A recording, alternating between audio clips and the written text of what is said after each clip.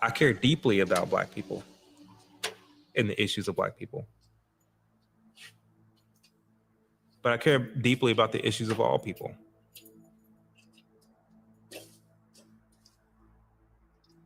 I want to look at things objectively. When I look at what policies I believe will help not only Black people, but what would help all people, I voice that. And because I stand in opposition, that makes me an Uncle Tom.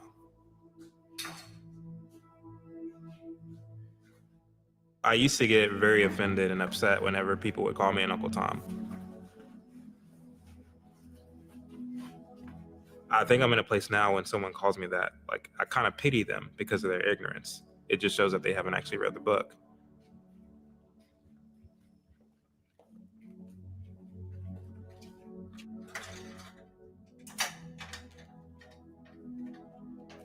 Whenever someone calls you an Uncle Tom, what they're trying to communicate is that either you just do not like Black people and you see all Black people as trash, or they're trying to communicate that, oh, you're just trying to fit in with white people. You're trying to be accepted among whites.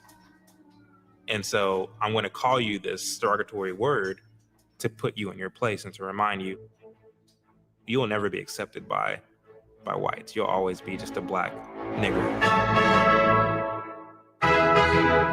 There's people who find my Instagram and comment on it just to call me Uncle Tom, House Negro. I never thought that I would be called, such racist and derogatory terms. Uncle Tom. Uncle Tom. Uncle Tom, Coon, Bedwench. Bootlicker, Chucking and Jiving. House Negro. Coon. Uncle Tom and Coon. Matter of fact, I have a Coon Award over there.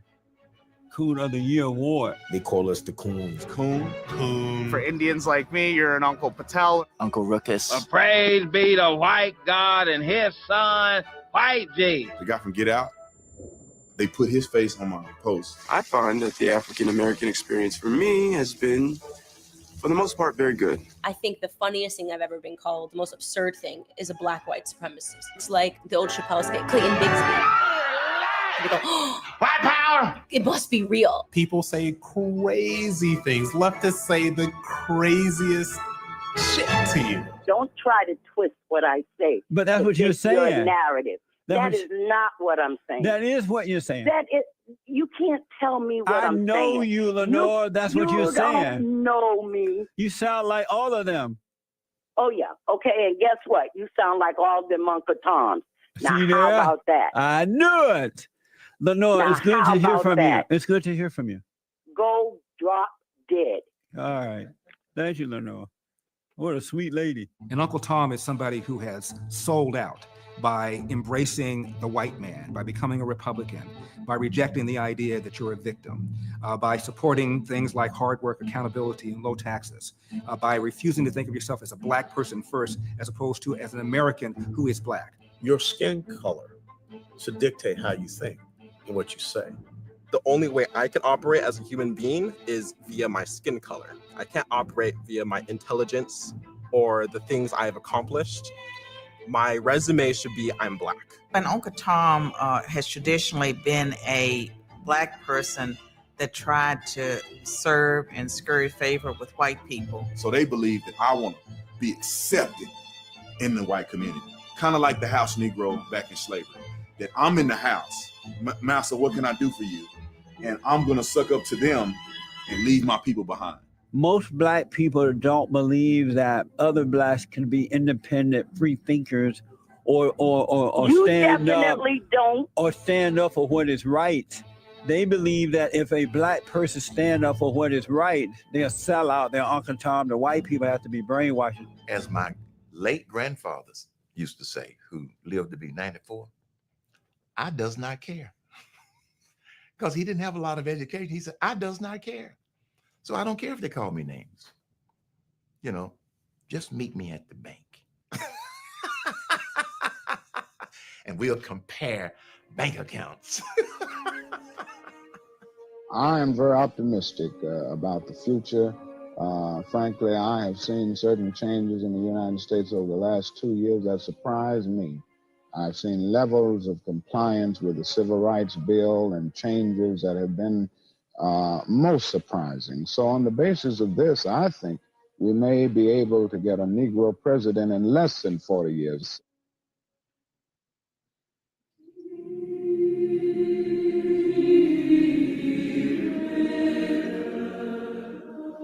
In churches, in bars, on the streets, Americans have been celebrating this great landmark in the long struggle for civil rights. In Chicago, the veteran black leader Jesse Jackson broke down in tears. In Atlanta, from the pulpit of Martin Luther King's old church, its pastor declared, "Tonight, we have seized the promise of America."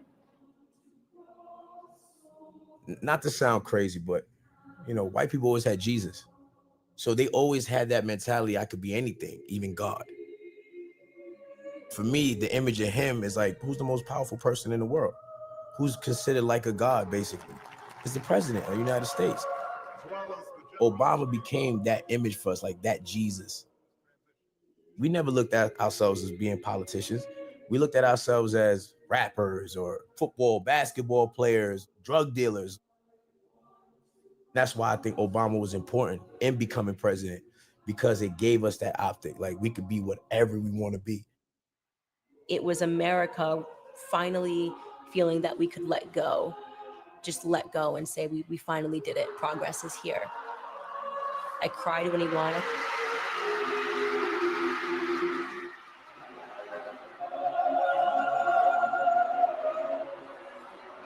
never thought in my lifetime that it would happen, but it happened tonight. It's a reality and we did it. America is now more united. We did it. Because I can't believe that I got the opportunity to live to see something so great. Like, I can't describe it. I can't believe I got the chance to vote for the first black president. Let's look around. It's all young people, all colors. I believe when you dream, your dreams can come true. Who would have thought that this year, a man like this will be elected as the president of the United States? This is the beauty of America. God bless America. God bless America.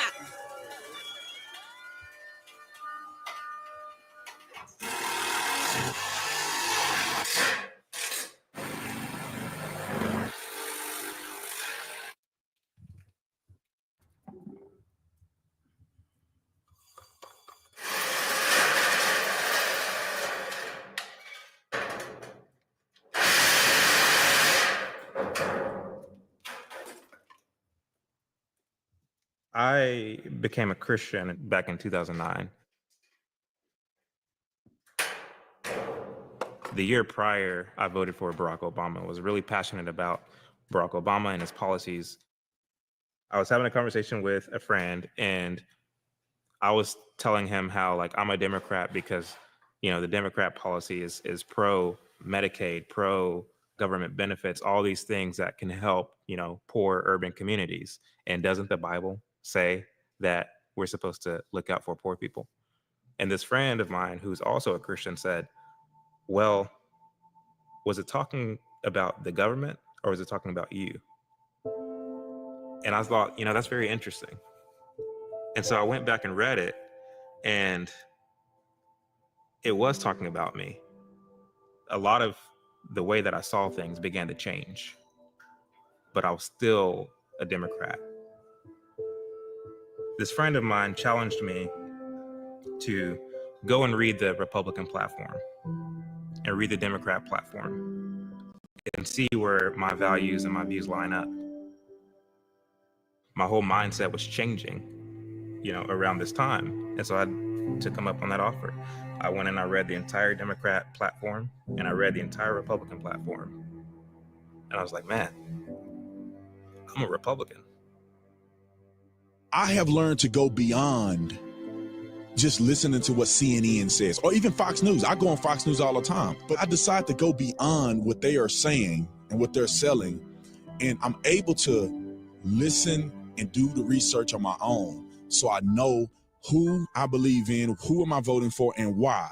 I used to be a Democrat. I used to be hardcore, Barack Obama, the Democrats are only here to help the people. They are the party of the people. And then I found out that the Democratic Party was the party of slavery, Ku Klux Klan, the Jim Crow laws. They were opposed to the civil rights movement. The 13th, 14th, and 15th Amendment, which freed the slaves, gave black people citizenship and the right to vote. The Democrats unanimously voted against all of those rights. And when I found that out and nobody could give me a legitimate stance on how the party switched, it's like I have no other choice but to at least consider what principles does the other side have? What are they offering?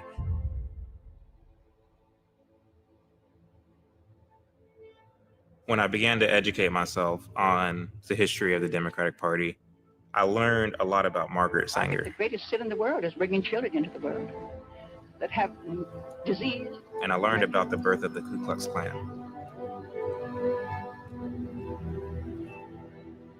And I learned about the Jim Crow South.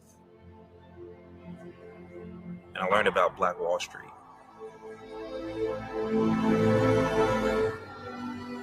And all of those events had Democratic hands in them. It unraveled everything that I knew to be true. Everything that the news media taught me, everything that my own culture taught me.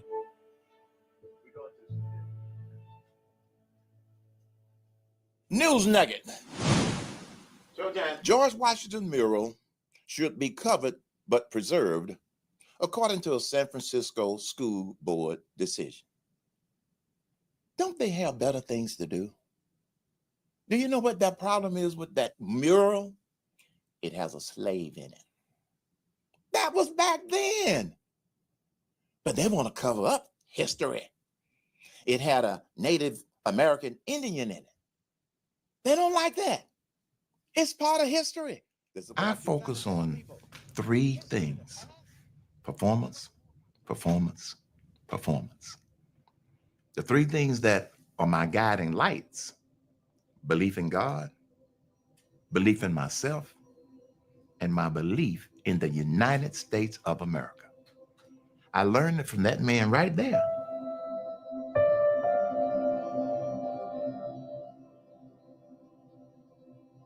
My dad worked 3 jobs until he could live off of 2, and he worked 2 until he could live off of 1. He used to be a chauffeur for the Coca-Cola Company. And then one day he was asked to drive for the chairman and CEO, Robert W. Woodruff. It was like a 24/7, 7-day-a-week job. I never heard him complain about having to work so hard. I never heard him complain about what the government didn't do to help us. We were poor, but we didn't know it. We didn't have people screaming at us all the time telling us we were poor.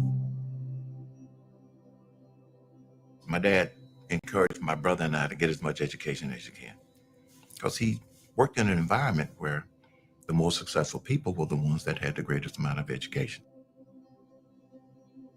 Success does not come in a straight line. It's a zigzag. I'm sick of people talking about, oh, when I go to a job, they're going to discriminate against me. Man, what about white privilege? I don't want to hear a lick of that crap anymore. You're stronger than that. You're more powerful than that.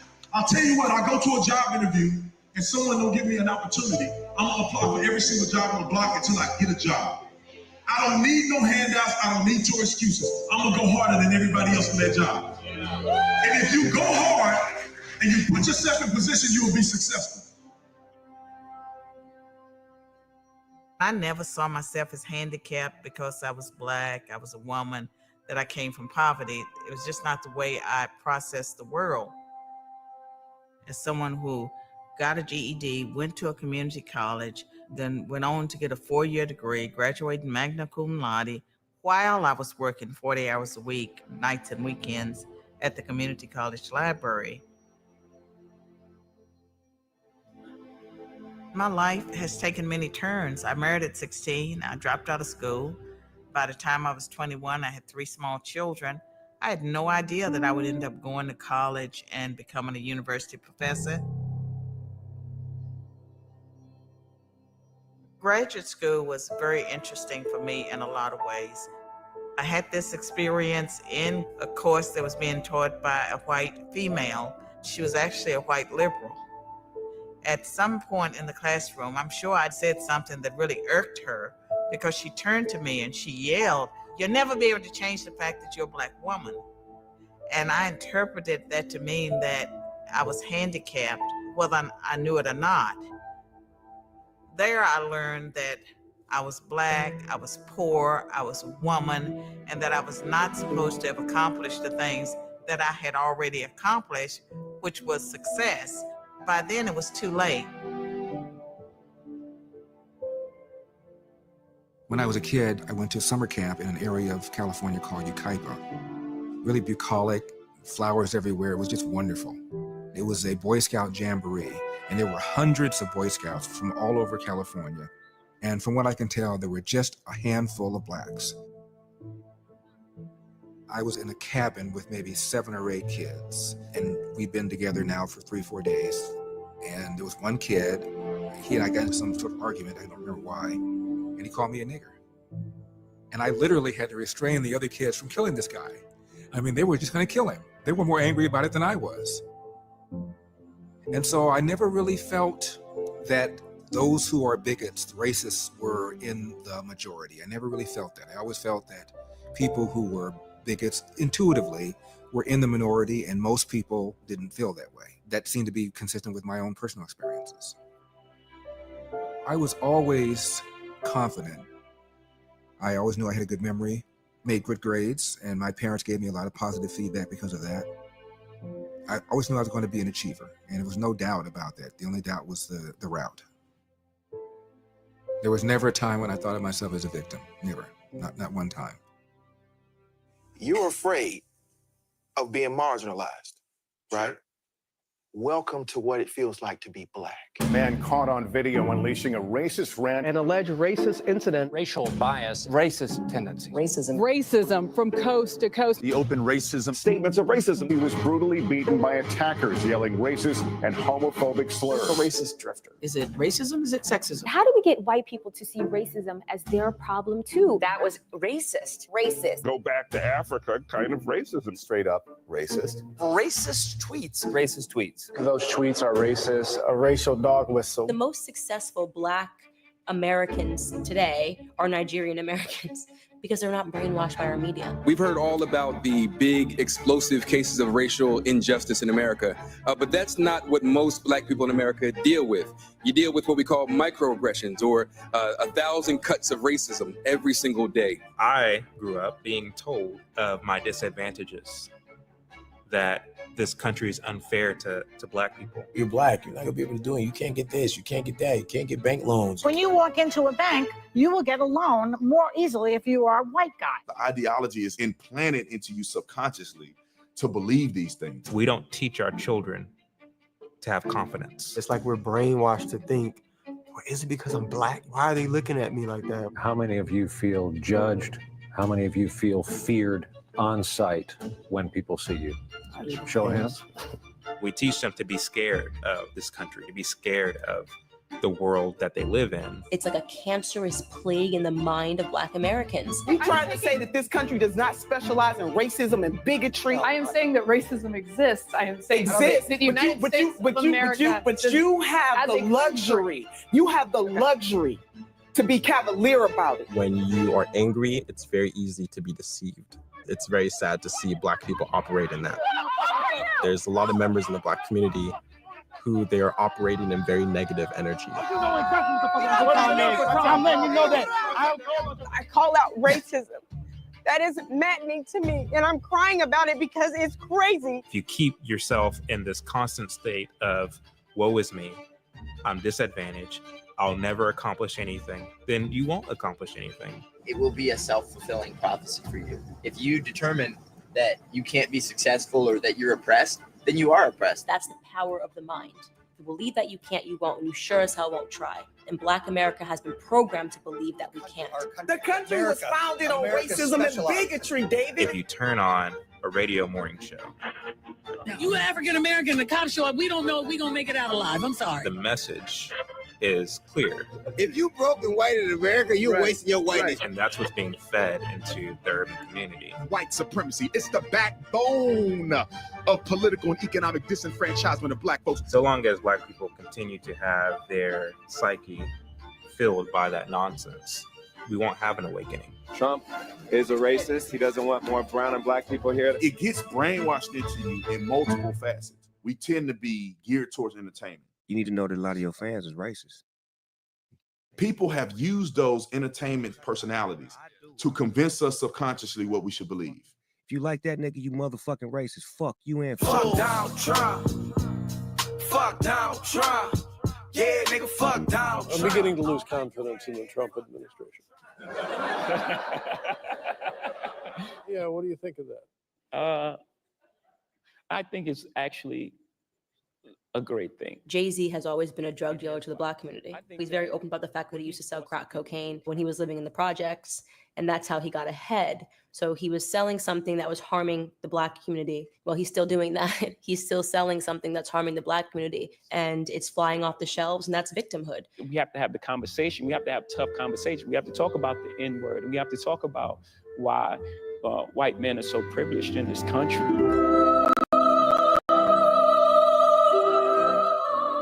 Colin Kaepernick, same exact hustle, right? This is a half white man who's chosen to pick his hair out to be an afro, to be black, because right now victimhood is hot.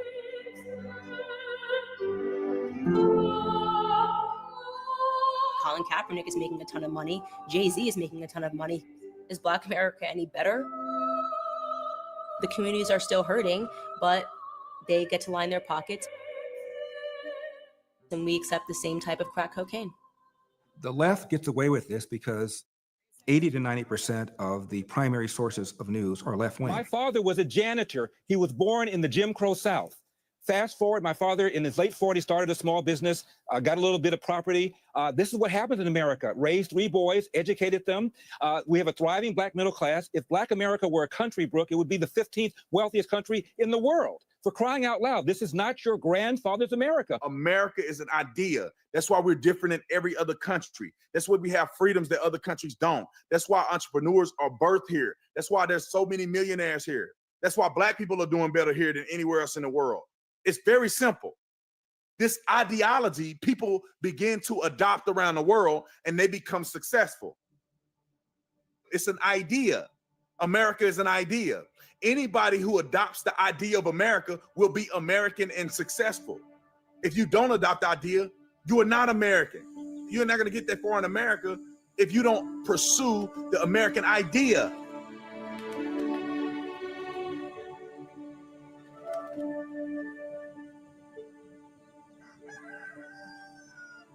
I love that this country values individuals. As a Black American in the United States, I have autonomy, and the things that I do are of my doing.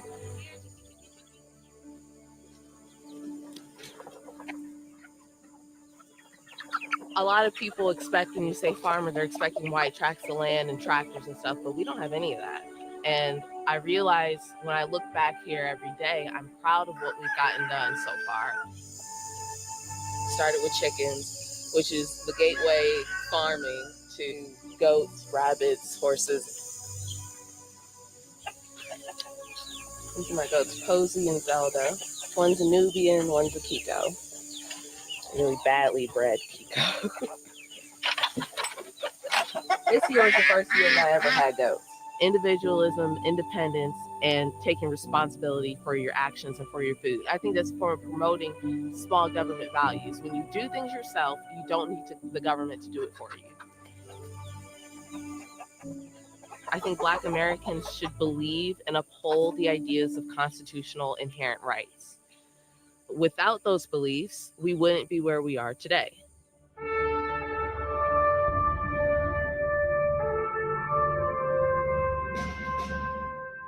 I will support and defend the Constitution of the United States of America against all enemies, foreign and domestic, that I will bear true faith and allegiance to the same, that I take this obligation freely without any purpose of evasion or mental reservation, so help me God.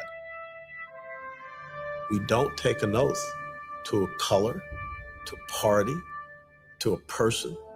We take an oath to the thing that binds us all together, and that's our Constitution, that's our rule of law.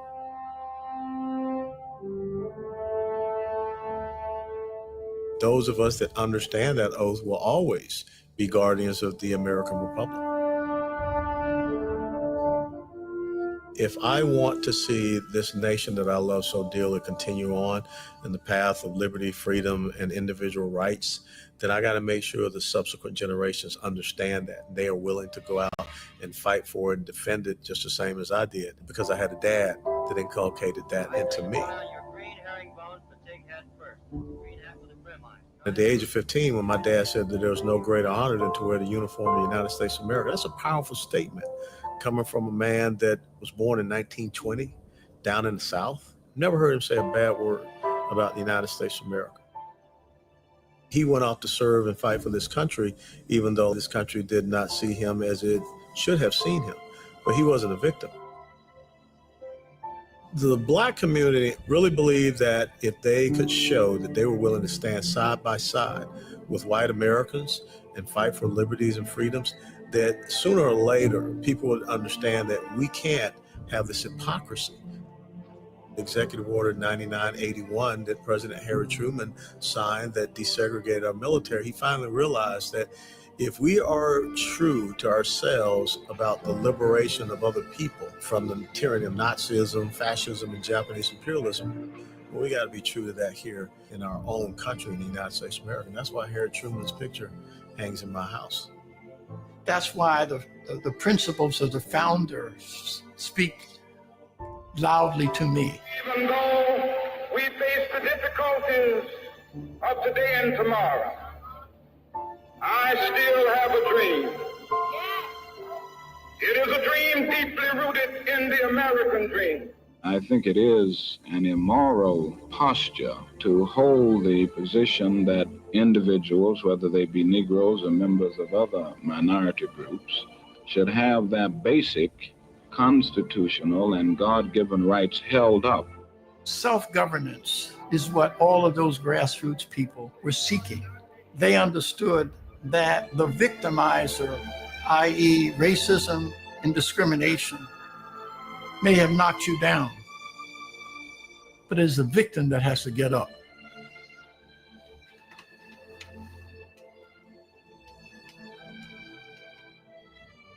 Hello, is this Natasha Fields? Hi, this is Bob Woodson. How are you? Good. Listen, I'm going to invite you and your husband to join this consortium of ours. We're calling it the 1776 Consortium, to respond to the 1619 piece that was done in the New York Times. I'm not interested in engaging in debate with them. I'm saying we need an accurate portrayal of slavery, but it doesn't totally define the Black condition. We wanted people to understand that the future of Black America is not defined by slavery, but by the kind of things we did in response to these conditions, similar to what you and your husband have overcome.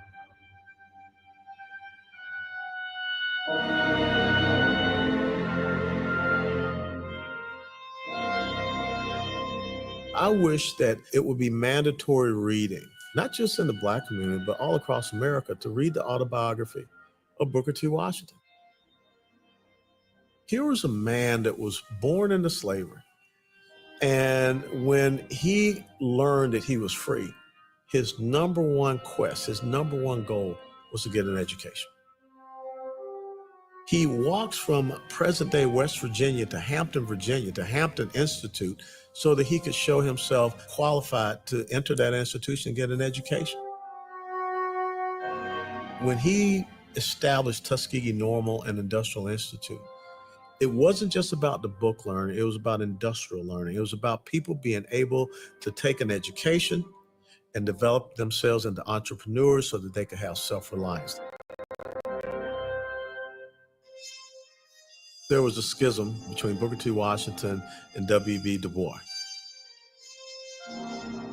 Booker T. Washington believed in the ability of someone to get out there and work within the system, show their value by the talents that they were able to develop, by the businesses they were able to create and open. The W.E.B. Du Bois faction more so believed in that protest-oriented demanding of rights and things of this nature. This is where you get the sellout Uncle Tom and all of these things that they use to demonize Booker T. Washington. But when you think about it in the long run, who was right? W.B. Du Bois was an avowed socialist who became an avowed communist who renounced his American citizenship. But the institution that Booker T. Washington established is still there today. We need to go back and understand what Booker T. Washington was really, his philosophy, what he was trying to get us to understand. There's nothing wrong with hard work. There's nothing wrong with working your way up from the bottom, much the same as his autobiography says, up from slavery.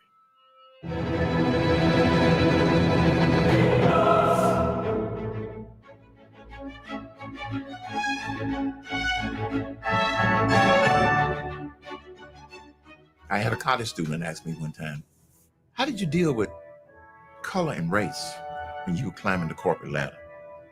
My answer, I didn't. Let them deal with it. I didn't focus on that. I didn't have time.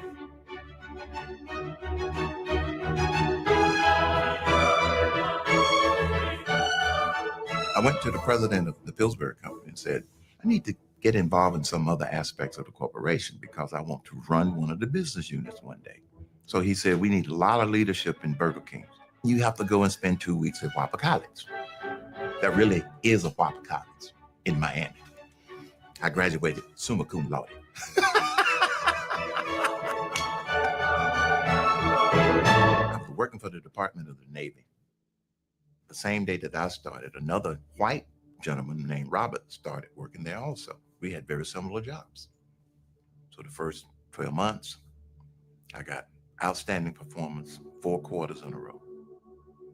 Second year, outstanding performance 4 quarters in a row. And Robert got outstanding performance. But Robert was getting his GS salary increase at least 2 months sooner than me. So I went to Wayne, my supervisor, and said, Robert and I are both doing a great job. He said, yeah. So why is he getting little increases quicker than me? He said, he has a master's degree. I said, oh, it's not because he's white? Nope. He has a master's degree. So you know what I did? I didn't get mad. I went and got me a master's degree. There are only 4 rungs to this ladder. Went back, sat down with Wayne. I said, well, I got a master's degree. I said, the next time you have opening for a promotion, I said, keep me in mind. See you around. And not long after that, they had a special project called a Rocket Assisted Projector. They had to have someone who was going to be the GS-13 supervisory mathematician to do the special ballistics on this Rocket Assisted Projector. I got the promotion. And I had 8 white people working for me. It was all about performance, not the color of your skin. So since I now had that master's degree and I had proved myself, I got the job. When I decided to leave Dahlgren, never forget the department head, and he called me in for an exit interview. And I never forget Russ. I think he's deceased now. He said, you know, you have taught me something. I said, what? He said, I had never worked with a black person before. You taught me don't judge somebody by the color of their skin.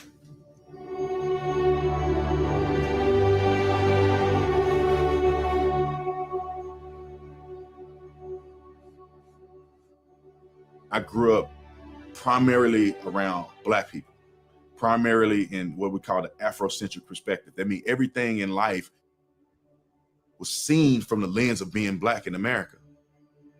I used to have gold teeth in my mouth. I got Young Savage tattooed across my stomach. I got my hood tattooed on my forearm. So I kind of had this whole hip hop culture, negative, angry mentality. I grew up believing that white people did not like black people, and that no matter what you did in life, the white man was gonna hold you down. My parents didn't teach me that I was a victim, but there were other influences that did. Whether we're talking about uncles and aunts in the hip hop industry, the media, it painted a picture of the black man in America as being in a constant state of distress, a constant state of disadvantage. And I have relatives of mine who bought into that message. And I even bought into that message before I was born again. The only people I knew who existed in my life and who I could pick to be role models were athletes and rappers. So many of you guys have watched my political awakening. I've been pretty much in front of everybody on the stage when I've had this reckoning. But there's one person who totally transformed the way that I thought. It was a video that I saw on YouTube, and it was Larry Elder. Oh my God, they always call me the sunken place demon. I think it's so funny. Larry Elder is my mentor. I can call him anytime about any topic because there are still spots of ignorance that I have. I'm having to contend with the fact that all I have is the media narrative of things, and he lived through it, he saw it, and he'll tell me exactly what to look up and research. Larry Elder was at the forefront of being a thought leader in terms of questioning prevalent narratives of the Black community, especially with regards to individual accountability. If you have parents who care about education, there are books around and you're immersed in it, you're going to have a better situation than somebody else with the same IQ whose parents don't have that kind of motivation, who don't immerse you in education. Environment absolutely has a role. He provided a huge part of my awakening. One video of him with Dave Rubin, and I went, oh my goodness, I've been so ignorant. You wouldn't not acknowledge that there are some systemic issues. Give me an example. Tell me what you think the most systemic racist issue is. What is it? Well, I would say that because Black people in many cases, were descendants of slaves, that racism as an institution, that it just, a certain amount of it just exists. 2015? Give me the most blatant racist example you can come up with right now. I think you could probably find evidence that in general, cops are more willing to shoot if the perpetrator is Black. What's your data than white? What's your basis for saying that? Last year, well, look, I know a lot of people would say, "Look what's going on in Chicago." I know what they would say. Yeah. I'm talking about what the facts are. 965 people were shot by cops last year and killed. 4% of them were white cops shooting unarmed Blacks. In Chicago in 2011, 21 people were shot and killed by cops. In 2015, there were 7. In Chicago, which is a third Black, a third white, and a third Hispanic, 70% of the homicides are Black on Black. About 40 per month, almost 500 per year last year in Chicago, and 75% of them are unsolved. Where is the Black Lives Matter on that? The idea that a racist white cop and shooting unarmed Black people is a peril to Black people is BS. It's complete and total. A white guy could say all this stuff, all he wants. It's facts or it's not. But Larry Elder did something different. What this lie does, it causes young Black men to be confrontational with cops instead of cooperating, and it causes the cops to pull back for fear that they'd be called racist. I saw a Black man that reminded me of myself and other people I grew up with. And I said, he's Black. He came from a similar background. How did he come to these conclusions? It's incompatible to have porous borders and a welfare state. So I think it's just common sense to say, if you come here, you ought not be a charge on taxpayers. Why is that so controversial? In order to be persuaded or to like someone's work, you don't have to share a race with them. However, we're talking about a very important fundamental shift, like a breaking of the frame. What's the purpose of an SAT? The purpose of the SAT is to make sure the student can do the freaking work that's required of him or her once they get admitted to that given university. So if you give them adjust the score because of their disadvantaged nature, that does not give them the ability to compete at the school and succeed. So all you're going to do is create more dropouts than we already have because of race-based references. You're talking about breaking a very major narrative, shattering a glass ceiling. A lot of young Black people are discovering me and consider me to be something of a mentor the way I considered Thomas Sowell and Walter Williams. Black people have never taken a position that you describe. So it is not a question of what Black people chose to do. It's what you choose to put in the mouths of Black people. It's what you choose to project. We didn't learn about these guys. I didn't know who Thomas Sowell was until 4 years ago. The engineer is judged by the end product, which is not simply ideas. If he builds a building that collapses, it doesn't matter how brilliant his idea was, he's ruined. Conversely, if an intellectual who's brilliant has an idea for rearranging society, and that ends in disaster, he pays no price at all. To hear Thomas Sowell destroy all of this so-called data that the so-called enlightened among us were using to try to get their way and to try to shape policy. You would also have to agree that generally speaking, women are paid less, for example. I would not agree with that. If you're talking about women with the same number of years of experience, with the same continuous service, et cetera, then when I look at that, I don't find that disparity. I find, for example, in many cases, the women are making more, depending on how you break the data down.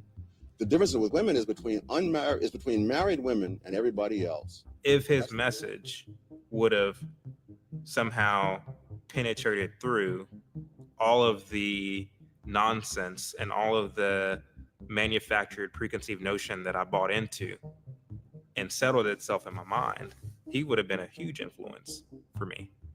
Why wouldn't they teach us about Thomas Sowell in school? I know LeBron James. I know you guys are excited to see her. I didn't know you guys would be excited to see me too, but thank you. I know all of these rappers. I don't know Thomas Sowell. I don't know about Walter Williams. I've always been a radical. I've always challenged the status quo. If there's one person that you think Black America would be celebrating. I supported things like minimum wage laws because I thought it was a good idea until I ran into some professors and say, well, look, Walter, let's look at the effects of the minimum wage law as opposed to looking at the intention. They gave me material to read and I changed my mind. But it's like having a very successful family that you never knew you had until your grandfather dies and y'all meet at the funeral. While I was hanging out with my cousins smoking weed, we got people in our family that have gone to Harvard. We have people in our family that own businesses, highly successful. Why have you hidden this from me? It's unfortunate, but history is written by academics, and academia is a tool of the left.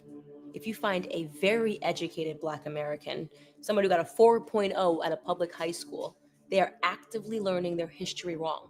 That's a part of the uphill battle that we have, is that if you are educated, you're actually miseducated.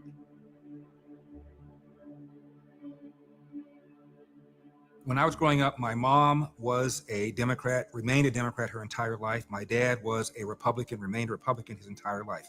By the way, most Blacks were Republican until the New Deal. My dad was born in 1915. And my dad, like most people his age, was a Republican. He never changed. My mom became a Democrat in large part because of Franklin Roosevelt. To 30 millions of our citizens who will reap direct benefits through unemployment compensation. Most Blacks were Republican to the extent that they could vote before the New Deal. And then when the New Deal came, a number of Blacks switched over to the New Deal. That switch has continued. Only a few months before his tragic death, President Kennedy called upon the American Congress to pass the most far-reaching civil rights bill in the nation's history. Protect the constitutional rights of all citizens. The shift came with the presidential election between Richard Nixon and John F. Kennedy.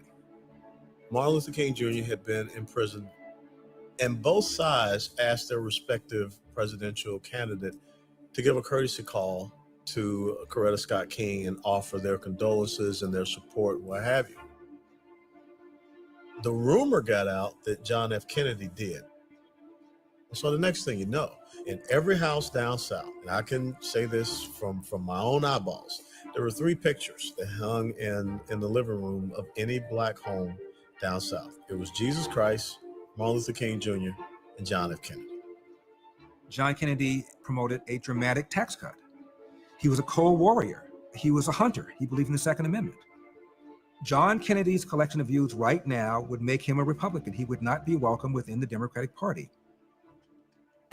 No memorial oration or eulogy could more eloquently honor President Kennedy's memory than the earliest possible passage of the Civil Rights Bill for which he fought so long. It goes back to the mid-1960s as to why Blacks believe they should be Democrats. In 1964, the Civil Rights Act passed. Lyndon Johnson signed it. 1965, the Voting Rights Act passed. Lyndon Johnson signed it. So he got credit for those two major pieces of legislation. But here's what they don't tell you. There was a larger percentage of Republicans in Congress in both instances that voted for it than the percentage of Democrats that voted for it. Who enabled the civil rights legislation of '64 to pass were Senate Republicans, led by Everett Dirksen. Everett Dirksen got an award from the NAACP for helping to shepherd the act into fruition. Most blacks are unaware of that. I didn't study that kind of stuff when I was in history. President Johnson was able to get the civil rights bill passed, and it was perceived that it was an effort on the part of the Democrats. And so that's a perception and a narrative that has been created that caused the community to connect that event, momentous event, to the Democratic Party. And they have been using that idea to effectively create a perception that the best friend to the Black community is the Democratic Party, which is far from the truth. Black people have been taught that the Democratic Party wears the white hat when it comes to civil rights and racial justice, and Republicans have been described as wearing the black hat. If resistance to the federal court order ceases at once, the further presence of federal troops will be unnecessary, and the city of Little Rock will return to its normal habits of peace and order, and a blot upon the fair name and high honor of our nation in the world will be removed. Dwight Eisenhower was responsible for bringing the civil rights issues to the forefront. I have a dream.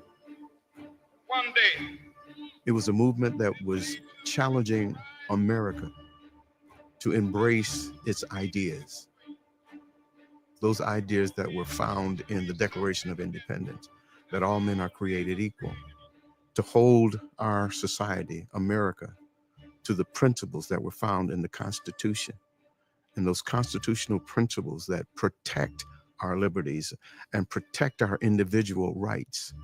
It's what that civil rights movement was all about. There must be a revolution of values in our country, because some of the values that presently exist are certainly out of line with the values and the idealistic structure that brought our nation into being. Unfortunately, we haven't been true to these ideals. It was signed under the hope that that piece of legislation would open up opportunities for the Blacks to have equal access, to have first-class citizenship, have better economic opportunities. That was the dream that Dr. Martin Luther King talked about. Al Gore's father, Al Gore Sr., worked with other Democrats to mount what was at the time the longest filibuster in the history of the Senate, to prevent the bill from ever getting onto the floor for a vote. Al Gore's dad, by the way, died a Democrat. He didn't make a big switch to join the racist Republicans. Whenever I began to read the Republican Party platform, I didn't find one thing in there that I felt as a Black man targeted me. I began to wonder, well, if I can't find anything in their platform, maybe I can find something in the Republican Party's past that gives me an example of how they targeted me as a Black man. And I started with Abraham Lincoln, who was a Republican. You know, you can argue, well, he signed the Emancipation Proclamation as a war strategy. And you can argue that. But at the end of the day, the fact of the matter is that it was a Republican who signed the Emancipation Proclamation. And then if you fast forward to women's suffrage, it was a Republican Chief Justice in William Taft that struck down laws that made it illegal for women to vote. If you look at Jim Crow, it was Republican votes in the Senate and in the House that was able to rid this country of Jim Crow.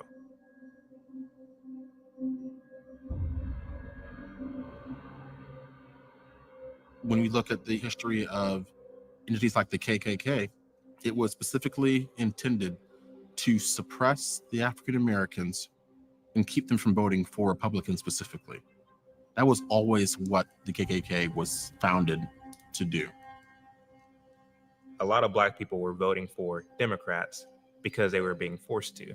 If you don't vote for Democrats, the Ku Klux Klan are going to come and lynch your eldest son.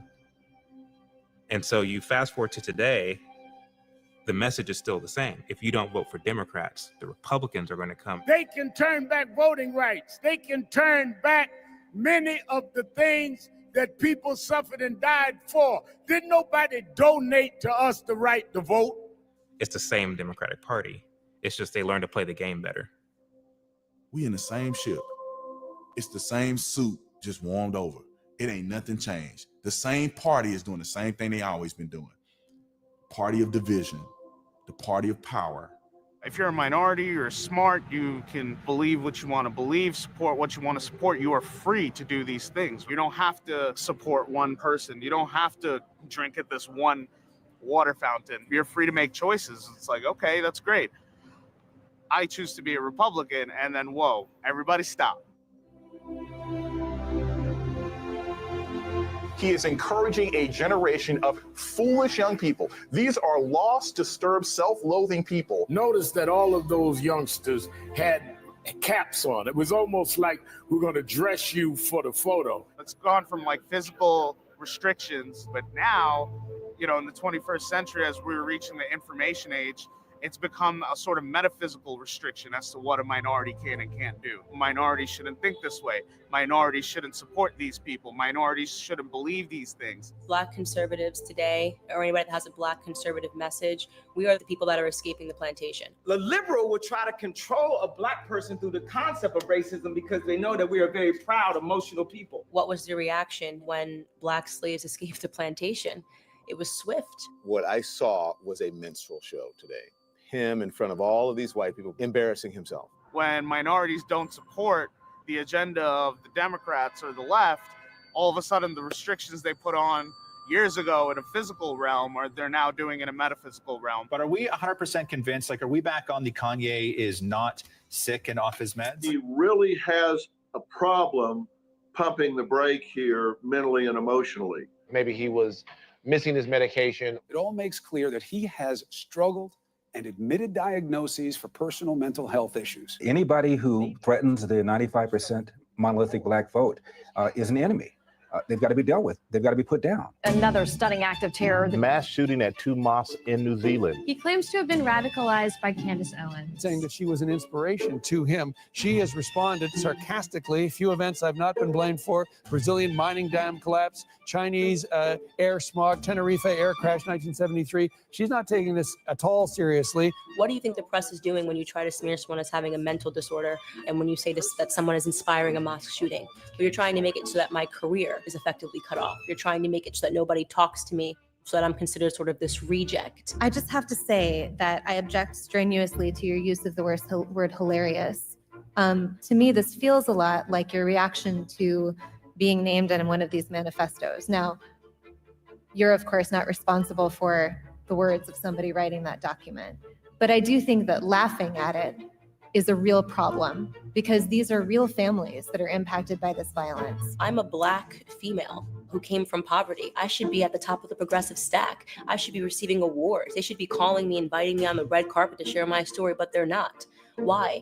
Because I'm not saying what they want me to say. You would rather assign meaning to a homicidal maniac than to actually address that the things that I said today that are actually harming Black America. Number one, father absence. Number two, the education system and the illiteracy rate. Illegal immigration ranks high, abortion ranks high, white supremacy and white nationalism, if I had to make a list again of 100 things, would not be on it. This hearing, in my opinion, is a farce. And it is ironic that you're sitting here and you're having 3 Caucasian people testify and tell you what their expertise are. Do I know what my expertise are? Black in America. I've been Black in America my whole life, all 30 years. And I can tell you that you guys have done the exact same thing every 4 years ahead of an election cycle, and it needs to stop.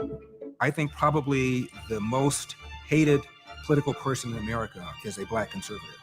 And that's because we refute the entire philosophy of the Democratic Party.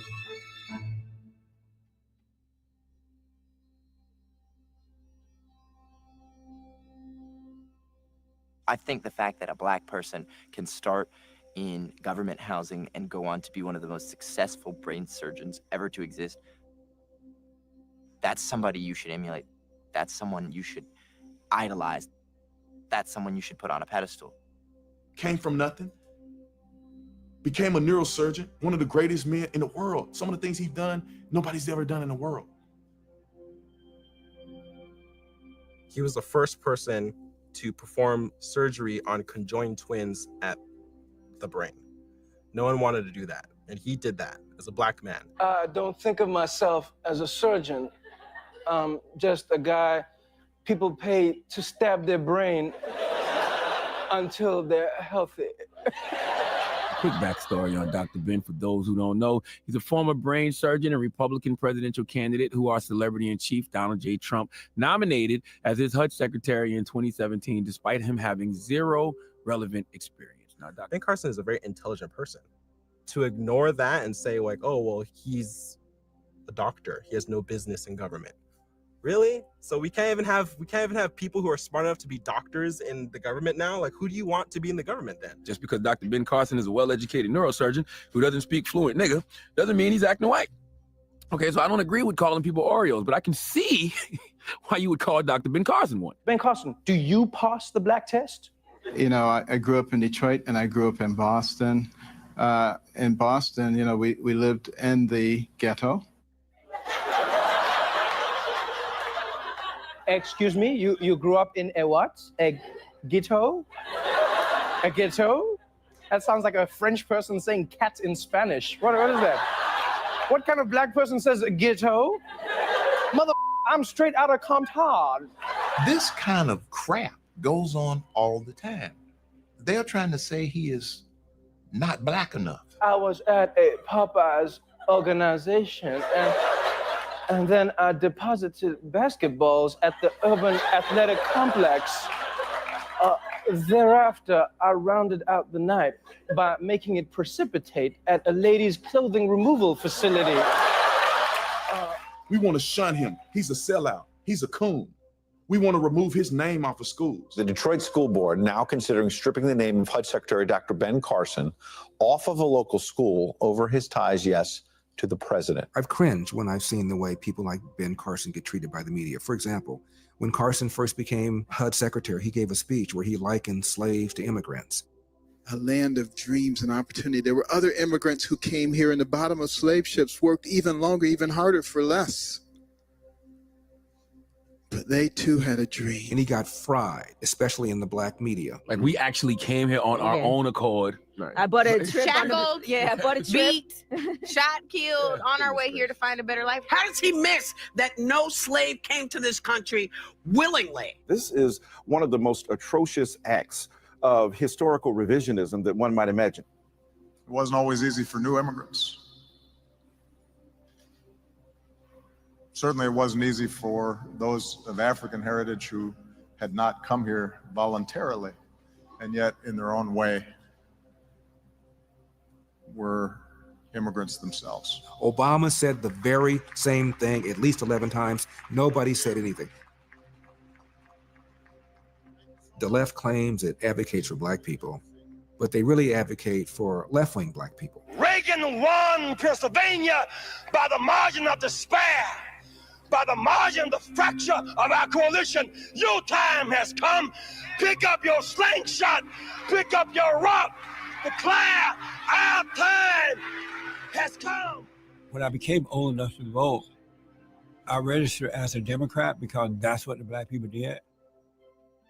I suffered for it because I started to believe what the Democratic Party was saying. I believed until they lied. Louis Farrakhan would come out here to LA and he would get tossed at the forum, and he talked about how bad the old blue-eyed devil was. We and white people are mortal enemies. They were not made to be our friends. They were made to be our enemies, and they are that, and they can't be nothing but that. They are locked into that.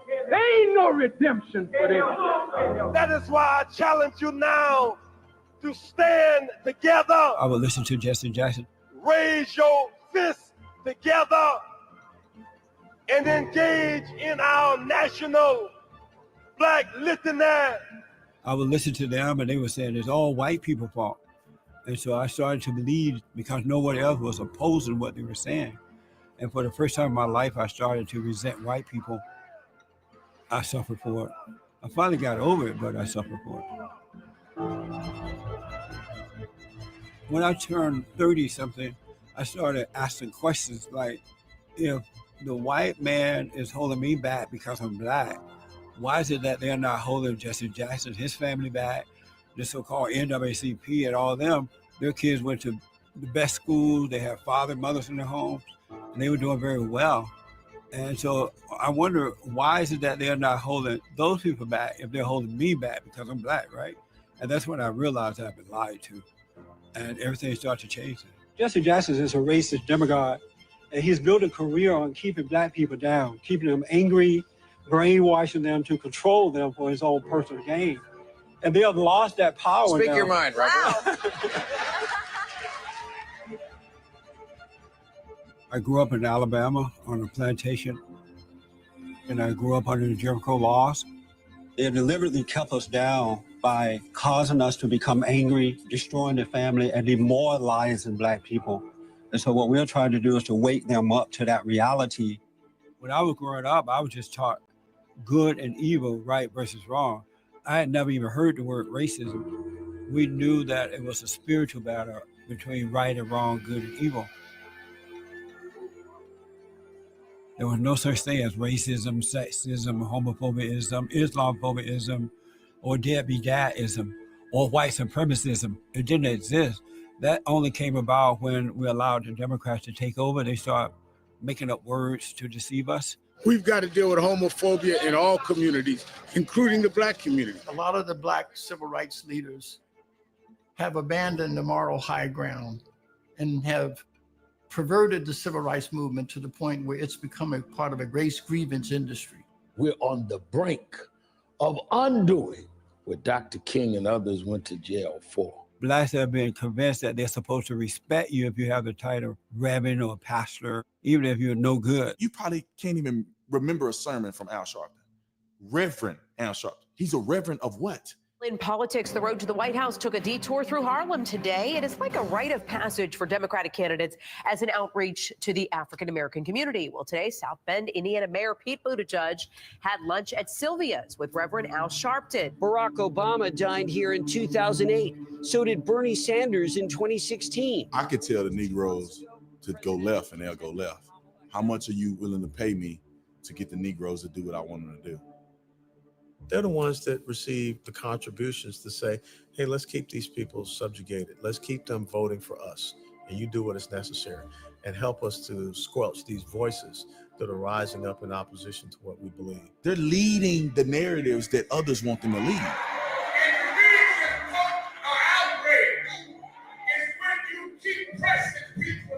If we can get the Black community to hate the police, then they'll keep breaking laws.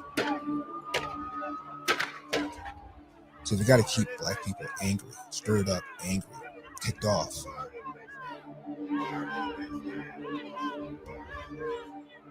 How else to get 95% of people to pull the lever for a party whose views are absolutely inconsistent with the best interests of the country in general and the best interests of Black people in particular? We still advocate nonviolence with passive resistance and still determined to use the weapon of love. We are still insisting emphatically that violence is self-defeating, that he who lives by the sword will perish by the sword. Martin Luther King was a pastor. He was a genuine pastor. That's why Martin Luther King can't be around. He can't live. He's too powerful. That anger building up in a community, which causes people to riot and to tear things down and to burn things up. It goes to show that Black people don't feel these days like we're building anything, that we're contributing to anything. When it comes to America, Black people help build this country. When you look back at the history of Black people here in America, once we were free from slavery, we were successful in ways we overcame things, and we did things far beyond our predecessors could have imagined, simply because we had that almost instinctively in us. As blacks emerged from slavery, a minute percentage could read or write, and yet in half a century, over half the black population was literate. An economic historian has called that one of the most remarkable things in history. So in the late 1800s, we had actually a not very well documented boom of African-American proliferation into the political space, into the entrepreneurial space.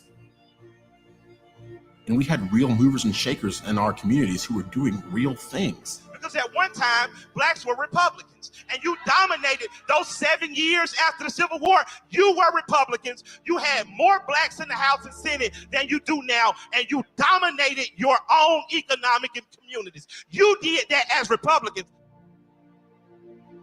But then what happened was that Democrats realized they could still control us by enacting new laws to suppress our civil liberties. That brings us to the rise of Jim Crow. The Jim Crow era and Ruby Bridges going to school, that happened in the 1950s and 1960s, that general era. But we had Hiram Rhodes rebels and many other African Americans rise to positions of power in the political space in the late 1800s. So there's this gap of missing achievement that we have, and that is what the KKK, that is what the Jim Crow laws did to our community. You can't depend on a government school to teach you raw history. You're going to see people like even Frederick Douglass become less and less and less celebrated and less popular because he doesn't really fit the narrative. He was a Republican, very American. When they want to teach you somebody that was great in Black American history and they happen to be Republican, they don't tell you that element. And they also, and this is sort of one of the biggest myths that they tell you, that the party's completely switched. They have to say the party switched. They have to. Because they can't acknowledge that they are part of all of the worst things that have ever happened to Black people in history. And if you know better and you know the parties didn't switch and you just look at today, they're still a part of every negative thing that have happened to Black people in America. Let's just take one issue. And that's the issue we've talked about for a long time, and that's vouchers. They have to pass through metal detectors. They're faced by security guards looking for hidden weapons.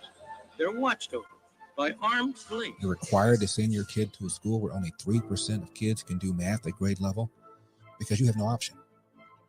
Republicans want you to have an option, but Republicans, of course, are racist, so you can't vote for them, right? What a dilemma. Slave codes in the early 19th century made it illegal for Black Americans to learn to read. Why? Because if slaves could read, they could access information. I don't believe that much has changed. If the parties did switch and Democrats really are the party of, for, and by minorities, then why do they react so viciously when you introduce legislation that would help the minorities by giving them school choice? There's answers to all these questions, but you have to be the one to find them because no one else is going to tell you the inconvenient truth. The welfare state is slavery 2.0. The biggest falsehood, the biggest lie that gets repeated is that the kind of disorganization and chaos and violence and self-destruction that we're witnessing in the Black community is somehow a legacy of slavery and Jim Crow. That is just a lie. Because if that were so, between 1930 and 1940, during the years of the Depression, when segregation and racism was enshrined in laws, when there was no Black representation in government, even in the face of these horrible conditions, the Black community had the highest marriage rate of any group in society. Our institutions served as an anchor for us. And so therefore, elderly people could walk in their neighborhood without fear of being assaulted by their grandchildren. Our business formation rate was high then. If we were able to accomplish the building of hospitals, dental schools, hotels, movie theaters, vaudeville theaters, if we were able to accomplish this and not engage in the kind of self-destruction. That's the proper way to murder niggas. Walk down on him, ground by his hood, and one to the head. I'm gonna hit you one time in the head, 2 times in the chest. 6 in the face. How can you explain that? How is that possible in a society that has experienced so much social progress that we are seeing a decline in the Black community? The statistics of illegitimacy, crime rates, and illiteracy have worsened since the time of segregation and Jim Crow.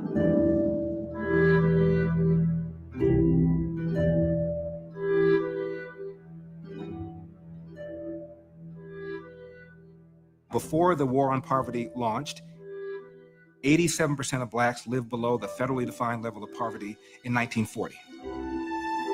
By 1960, that number had decreased to 47%. A 40-point drop in 20 years. That's probably the greatest economic prosperity period for Blacks in the history of this country. And this all happened before affirmative action, before the so-called War on Poverty. Back then, it was commonplace to have both parents in the home. If you made a commitment and you married somebody and you had kids, you stayed with them. It wasn't just about your immediate family. It was also about your church family. In those days, Black men were in control.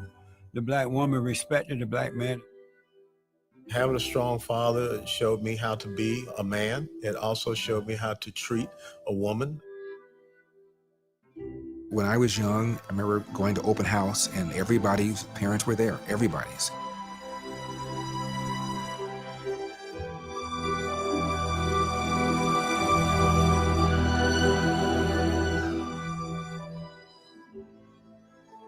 Up until 1962-63, 85% of all Black families had a man and a woman raising children. But that all changed in the 60s. You estimate that the welfare pays, I guess, $6-7 billion a year in benefits. How much would you say is denied by these illegal practices? The architect of this destruction was Cloward and Piven. American public welfare system is only expending half of what it should be expending if it were reaching all of the people who are eligible under existing statutes. So we think welfare costs should probably double. A couple renowned sociologists at the Columbia University School of Social Work. And their theory was, if we could separate work from income, it would make men redundant.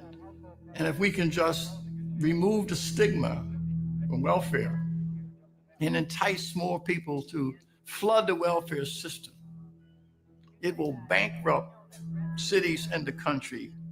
The welfare rights movement and the lawyers are challenging man-in-the-house rules and other kinds of requirements which are restricting. This, I presume, would be additional people who could become eligible for additional money if these were challenged. Yes, that would raise the cost even more. To recruit people into the welfare system, we relaxed the rules. If a woman had to declare paternity in order to qualify for welfare, the ACLU sued and said this is a violation of her privacy rights. They also said that the nuclear family, Ozzie and Harriet, was Eurocentric and therefore racist. The women's movement concurred with that. The Black Power movement also agreed. Millions of Blacks in a period of less than 4 years flooded into the welfare system in major cities. At a time when the unemployment rate for Blacks in New York for males was less than 4%. If I could get me a job where I could be my own man, they make me think that they're feeling sorry for me. Give me this, give me what I need. This is like a pet, like a dog, like give him, you have to be fed now. give him some food. What you then saw as a consequence of separating work from income, the out of wedlock births in the Black community began to skyrocket, went from under 25% to 70%. It is a neutron bomb that was dropped on this country, and it really hurt families, especially the Black family. During slavery, a Black kid was more likely to be raised under a roof with his biological mother and biological father than today. The welfare state has done more to destroy and destabilize the Black family than even slavery did. We allowed them to remove the fathers from our homes, removing the backbone of our families. I remember my dad used to be hard on us, making us fold clothes and washing dishes properly. And if we didn't, we got a whooping. If we didn't do them right, or if we, didn't do them when he told us to do them. And I didn't like him when he did that to us. My dad made me a responsible man by doing it. And it just really made me wonder, like, what if he wasn't there? I'm very blessed to be where I am today. And a lot of that has to do with the upbringing I had from my father, who was in the house, who made sure that we were in school, who made sure that we were clothed, that we had shelter, that we had food. That was my father. When I was growing up, fathers led, and you knew not to be fighting and carrying on because you had respect for the elderly, and you respect yourself because you represented your parents when you're out there. But that representation is no longer there because the man is not there. If you look at every major issue facing the Black community today, it can be stemmed back to fatherlessness. You see Black people joining gangs. They're joining the gang to simulate a family unit.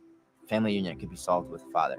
Don't understand what it's like how to treat a woman, how to be respectful, how to earn a living the legal way. They didn't have a father in their home that taught them these things. And then that father didn't have a father in his home. So this generational fatherlessness is far more dangerous to the Black community than institutional or generational racism. If there is a strong man in the household, people aren't eligible for these benefits.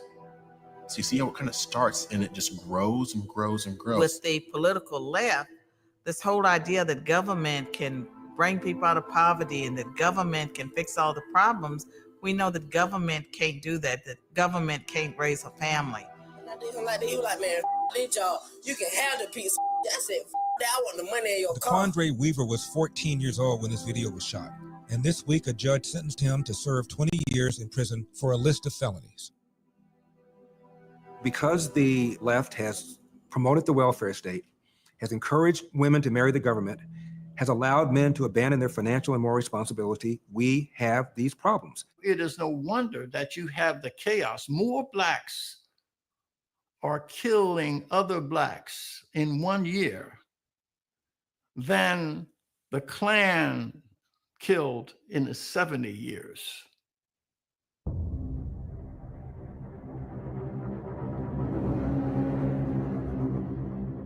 We are on autopilot in the destruction of our own communities. Black on Black crime is something that our media tells us that we're not allowed to talk about. Over 93% of Black homicide victims are killed by other Black people. We are not supposed to be outraged, and we're not told to remember the names of those victims. Because if we begin to focus on that area, something that is causing real harm and devastation to our communities, we might uncover the truth. Our inner cities are all by Democrat design. Like Chicago, like Baltimore, and like Detroit, they have been run by Democrats for decades. We have been made to believe that the conditions in our cities are normal. We're supposed to turn a blind eye to the corruption, to the crime, to the gangs, and instead focus on what our media deems of more importance. We are instead told that we should be focusing on white people. We're supposed to be reactive and angry and fearful about white supremacy, when in fact, it is liberal supremacy that is harming our communities. In the inner cities, who's killing who? Back in slavery, they used to rip the families apart, take the father out of the home. Now we removing ourselves from the home. These are things that I believe have gotten us to the point where we are on autopilot for the liberal movement. You begin to ask yourself, why is it that more Black women are getting abortions than any other ethnic group? And you begin to look at maps of where these Planned Parenthood clinics are situated. 77% of Planned Parenthood abortion mills are located in the inner cities. Somehow the script was flipped, and so it became a civil right to abort a child. It is her body, it is her right, it is her decision. It became a woman's reproductive right, but nobody really examined the motives behind it. 52% of all African American pregnancies end in abortion, 1,786 a day. And since 1973, over 20 million African Americans have been killed by abortion alone. For more federal funding for Planned Parenthood. The Democratic Party has always been focused on pushing eugenics and abortion on the Black community. Margaret Sanger, the woman that ultimately founded what became Planned Parenthood, believed that certain people were degenerate, were unworthy of living. And if you're one of those persons, perfectly okay for you to be eliminated. Whether you're talking about Margaret Sanger's strategies back then, or you're talking about Planned Parenthood's tactics of today, they're still able to Trojan horse the Black community.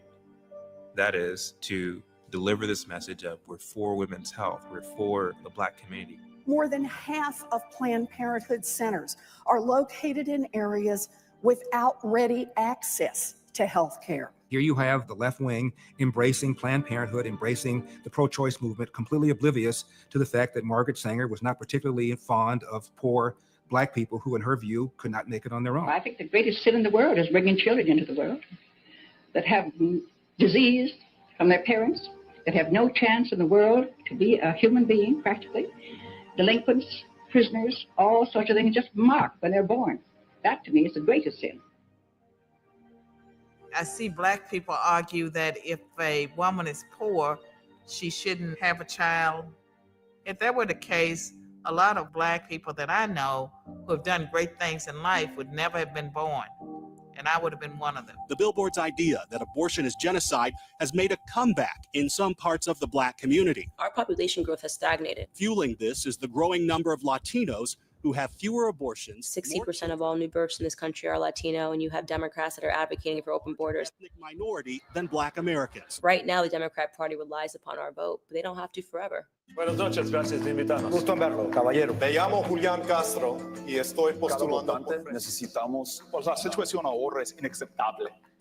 Black people in general are starting to get the sense that we are being traded for illegal immigrants. The caravan lurched forward, carrying babies, suitcases, and hope. They're importing a whole new victim class. It's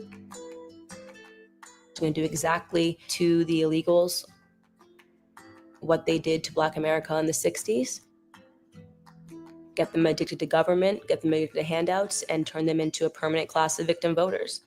They are willing to use people's genuine disadvantages, people's genuine struggles to get into power. And we're going to fight for fairness and justice for immigration. We're going to fight for DACA, and we're going to help this country to move that we have to the Maxine Waters and John Lewis and others in the Black Congressional Caucus who are fighting for DACA, for the dreamers of illegal aliens who've come to our nation, and they're not fighting for Black children and the dreams that our kids and our teenagers have.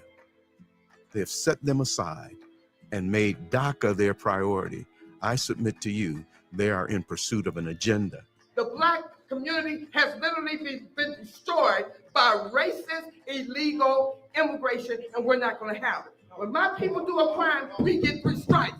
Your people do a crime, they get amnesty, they get benefits, and they're Blacks not are protesting the fact that for the last 50 years, they're living in cities that are the most dangerous, disinvested places, and they've been run by liberal Black Democrats. But they've got no alternative to express that discontent. The Black community is low-hanging fruit for the Republican Party. And the fact that they're not making a more concerted effort to message to our community aggressively is a huge mistake. First, they have to be serious about whether or not they want minorities in the party. And if they are, then they need to totally rethink how they're going about it.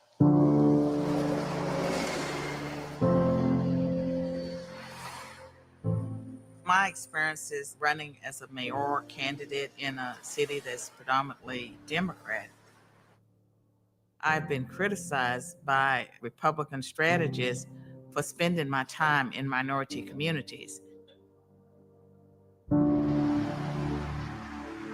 I placed my campaign office in a historically Black community. I did that by choice. I have not found the kind of support that I expected from Republicans. I think that if you look at the Republican Party, I believe that if I were white, that I would notice that there were so few people of color, racial and ethnic minorities in my party, and I would support the ones that were sincere. I love America. I've lived the American dream, and I want to give hope to people who are disadvantaged, not just Black people, but also white people who come from unfortunate circumstances. When I've gone to campaign and elections meetings, I hear the strategists say, don't waste your time in minority communities. You need to hunt where the ducks are. For years, the Democratic Party has assumed they were going to get 95% of the Black vote, as did the Republican Party. They didn't even try. Republicans have convinced themselves that Blacks are unalterably Democrats. There's nothing we can do about it. Let's husband our money and our energy and just spend it where we think we can get votes. The Republican Party ignores us because they believe a narrative that has been pushed out into the public square that the Black community is a monolith. And so we're being ignored on both sides. The major conservative in the race, Carol Swain, was the last to concede tonight. We're not making the kind of investments in our minority allies. That's the fault of the Republican Party, is that they have just completely said, we can't connect with them, and they gave up. We have more in common with the Republican Party by far than anything Democrat, regardless of where your position is socioeconomically. Because the Democrats, they're not giving jobs. They don't care about jobs. So they don't want you to succeed. They don't want you to own anything. That's why they keep spoon feeding you, putting you in projects, and then keep giving you little, so now you're dependent. Being unapologetically capitalist is sort of the way to move forward. I want to be rich. I don't want to be poor. You want to be wealthy and successful. Well, we're the party that promotes values and policies that will make you wealthy and successful. Conservatives are really bad at marketing good ideas. They're horrible. The Republicans have been their own worst messengers. The problem with conservatives and what we don't do good enough is that we don't infiltrate ourselves into the culture. For too long, we've let the left run culture. Saturday Night Live, right? We're going to make fun and people can understand humor. You're not going to be able to sell your ideas and your theories and your thoughts to the people if you're doing things in the same way that you have done them for the last 20, 30 years. Ladies and gentlemen, I am officially running for President of the United States, and we are going to make our country great again. Donald Trump is the first Republican that is unafraid. He's unafraid of the media. And you know it if you were honest reporters, which in many cases you're not. The progressive socialist left and all their tactics, all their antics. It's the next step in our investigation. They don't know what to do with it. If you look at his policies and how they benefited and continue to benefit this country, there's no denying the objective facts.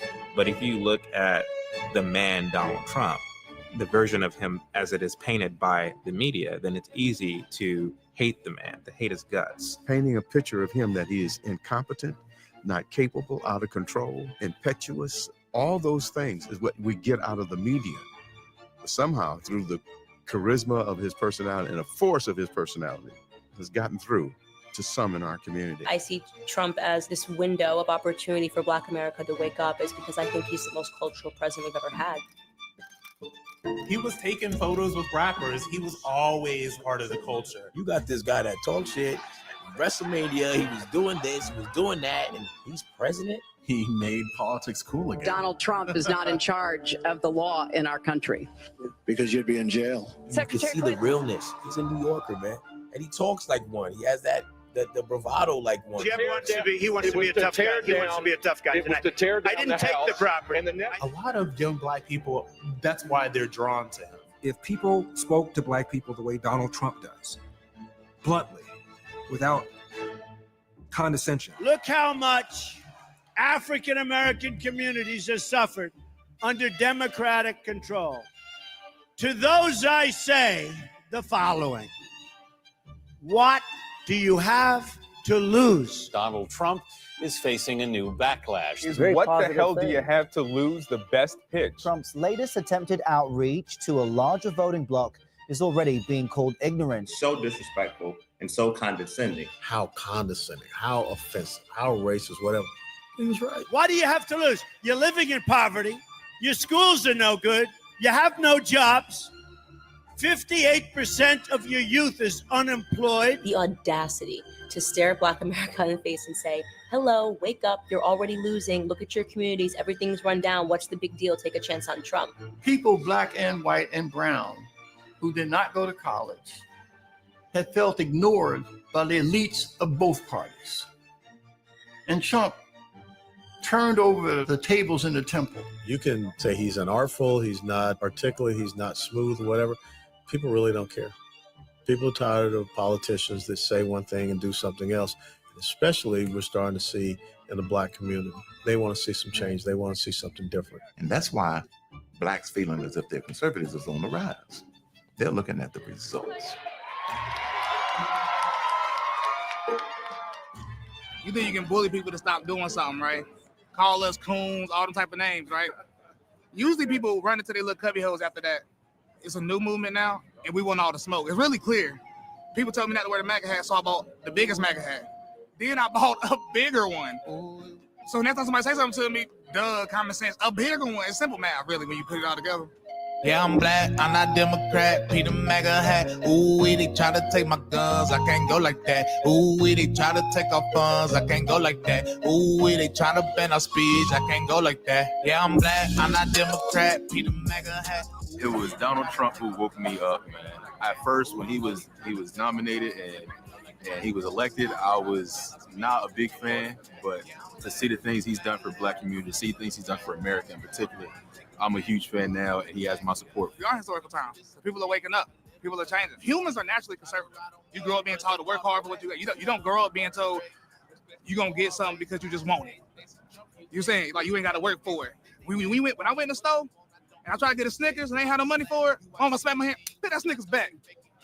You feel me? We can't afford that. You know what I'm saying? But Democrats, they say, hey, we give you everything for free. That ain't reality. Black America is starting to get it. And that's why there is this sort of battle that's happening, I think, right now. Black America is in the midst of an ideological civil war. Hype a crowd. Oh, it's bullshit. It's racism. It's Trump. Get on your feet. Fuck this. We gotta stand up. We gotta do our shit. We gotta do what we gotta do with black people. That's a waste of time. You guys, this is so beautiful. Look at all of us. We made it all the way to the White House.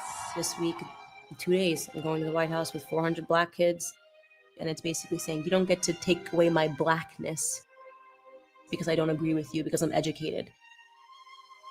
Before, it was just a monolith. And there was no thought. It was just nodding like zombies. Like, of course, we have to support Barack Obama.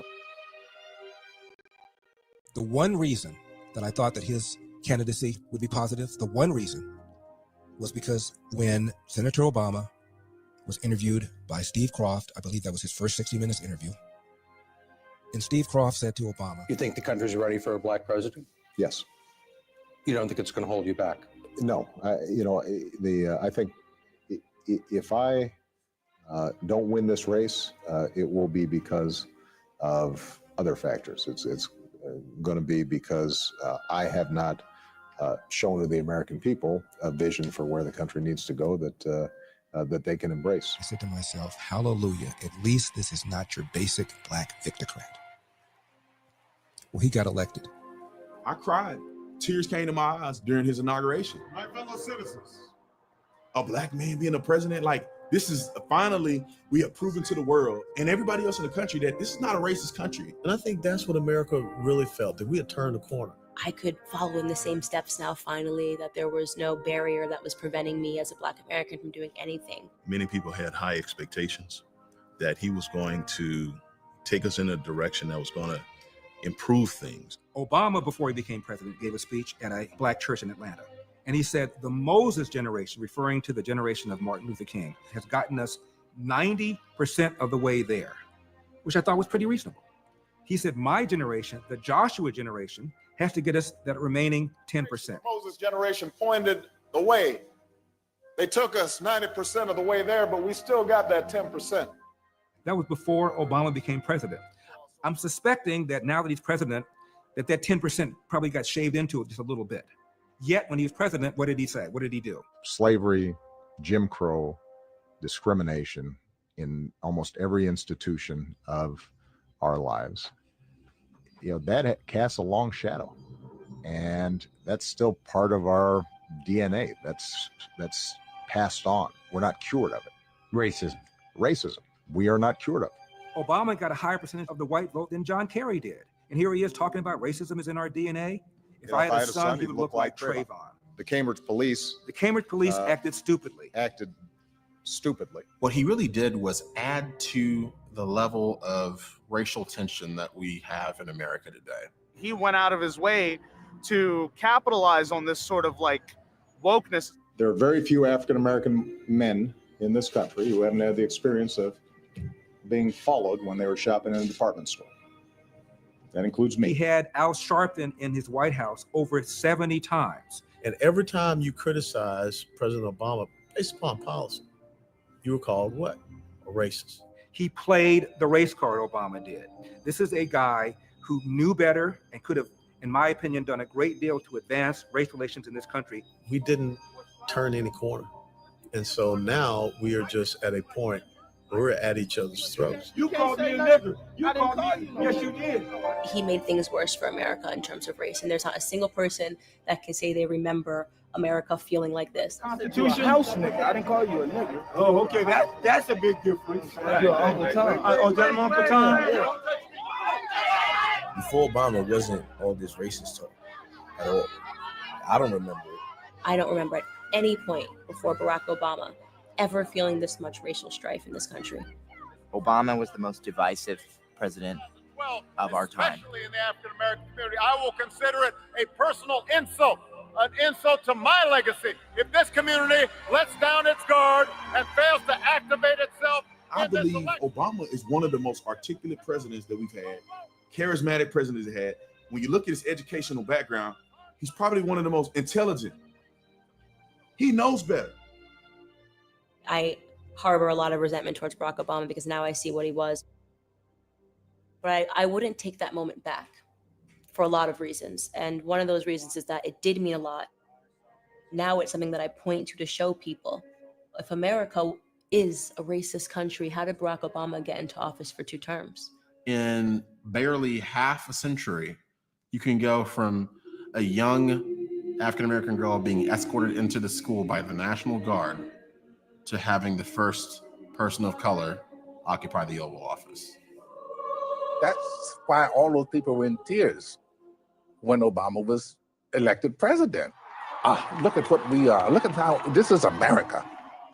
if there is anyone out there who still doubts that America is a place where all things are possible, who still wonders if the dream of our founders is alive in our time, who still questions the power of our democracy, tonight is your answer.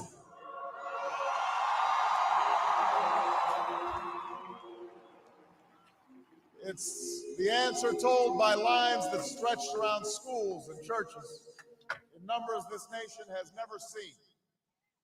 By people who wait. I didn't grow up thinking, you know, one day I'm going to own my own business. I'm going to do my own thing.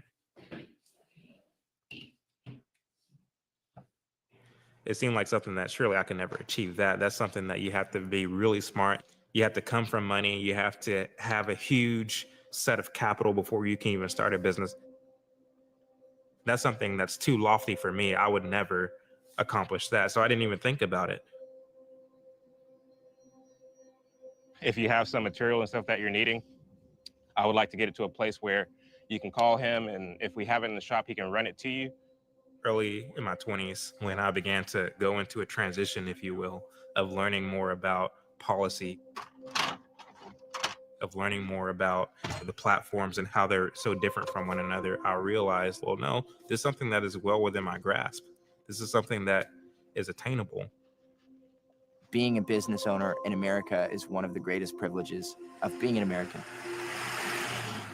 I love being in this country where you can start anything, you can be anything, you can do anything. And it's not possible everywhere to do it that way.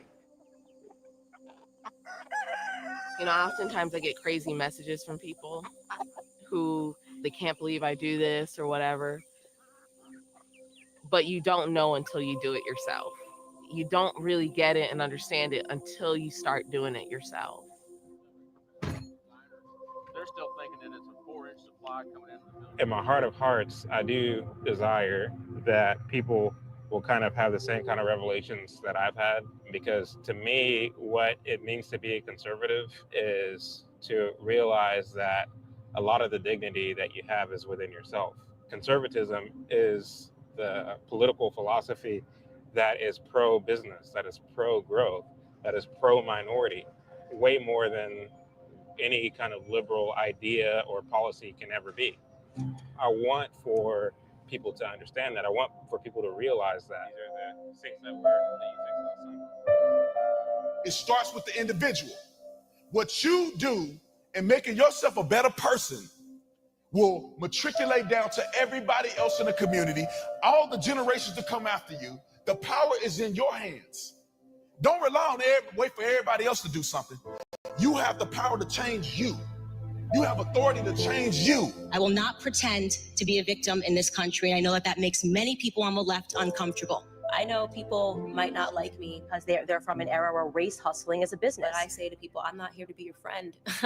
I'm not here to become the most well-liked Black person in America. I'm here to be like an alarm clock. Your alarm clock goes off in the morning and you're pretty pissed at it. But eventually you get up and you do what you have to do. Many of the Black kids who grow up in this country, they see mom and dad voting for Democrats. They don't question it.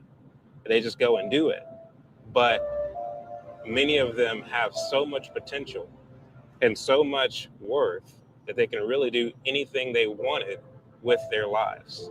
So much creativity and so much vision. What's sad is that many of them are being lied to, and they're being put in situations where these limits are being put on them by themselves, by their family, by their schools, by the government, to where their minds are ever dependent on Democrat politicians, on Democrat policies. When in reality, you're bigger than a program, you're better than a program. You're capable of providing for yourself so much more than any government program can provide for you.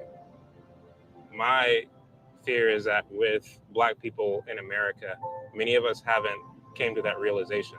And I want for us to, because we can do so much better as a community when we come to that realization.